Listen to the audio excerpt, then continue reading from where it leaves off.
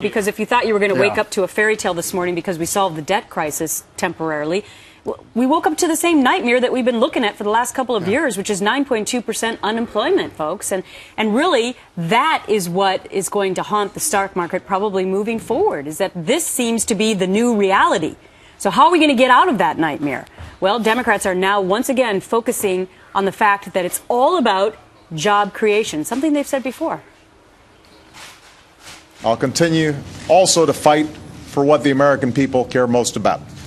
New jobs. Jobs, jobs, jobs, jobs, jobs. You cannot say it enough. Many people in Nevada and around the country are struggling for the essential. That is a job. And we have to move to a jobs agenda. The public is glad to see we've moved to rein in our deficits, but now they will put the political premium on efforts to create jobs. As Democrats, that's our strong suit. Is it? That's their strong suit? What are we seeing the last 2 years? I wouldn't have owned up. If that's your strong suit, why do we have a 9.2 unemployment rate? Surprised he said that, because where is he going to go now? Where does the president go with this? He can't get another stimulus package through. Well, you know what, Dave, and you're exactly right. And that's what all those Democrats were saying yesterday. And speaking of stimulus, remember, it was just last summer, 12 short months ago, that the Democrats rolled out Recovery Summer, where we're going to track how all of the jobs have been created by the stimulus. That just petered out. But anyway, this administration, starting back in 2009, shortly after health care, started talking about jobs, jobs, jobs. Fast forward 2 years and nothing really has changed. We're still, the economy's stinking up the place. Anyway, here's a little montage of the president talking jobs.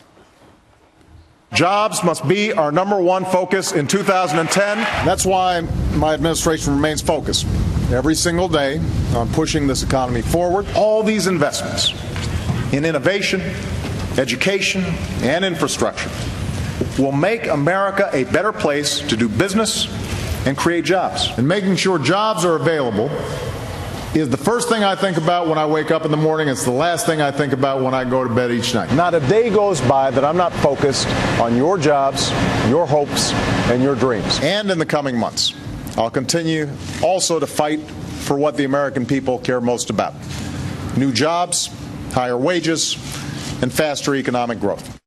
Okay, if you're going to talk about it, let's get some action. I know you've been talking about it for a couple of years. We're ready, Mr. President. But here's the problem. They are significantly different in their approach, their ideology between Republicans and Democrats. They're like this as to what it takes to create jobs.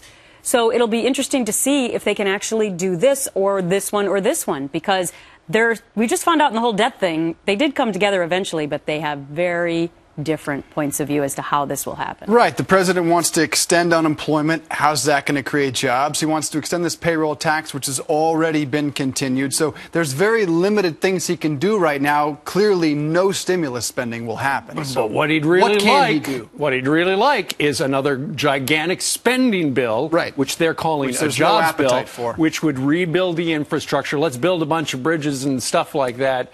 And we know last time we had a great big stimulus, it was supposed to be for that shovel-ready stuff that wasn't so shovel-ready.